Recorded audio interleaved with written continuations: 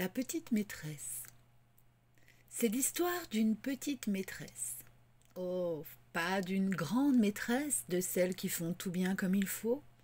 Non, juste une petite maîtresse qui en faisait un peu trop.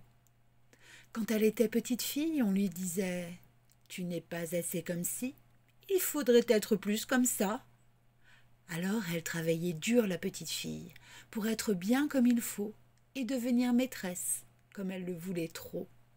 Et puis un jour, au bout d'un long parcours semé d'embûches et de détours, on lui a dit « Ça y est, vous êtes maîtresse. Voilà votre classe, vos élèves, soyez à la hauteur du noble métier de professeur. » On lui disait « Il faut faire comme ça. » Alors elle se mettait à faire comme ça.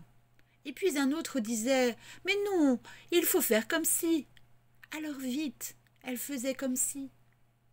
À ce jeu-là, un jour, elle s'épuisa. Alors elle décida qu'il fallait mettre de l'ordre dans tout ça, faire avec sa tête et son cœur, et aussi tous les savoirs qu'elle avait en poche, plutôt que d'écouter tous les sons de cloche. Et la petite maîtresse travailla de plus belle, cette fois en écoutant qu'elle. Et les enfants étaient heureux, et les parents étaient contents.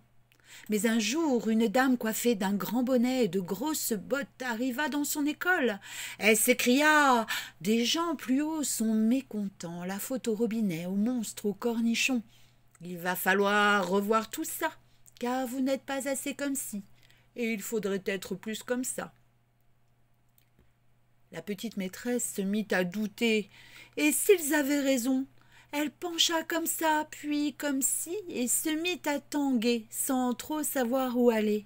Bientôt, elle tangua de trop, impossible d'aller au boulot. Alors elle pensa à ceux pour qui elle faisait de son mieux. Et elle se dit « Tant pis si je ne suis pas comme ci ou comme ça, je serai tout simplement moi, et ça sera parfait comme ça. » Et mon histoire se finit là.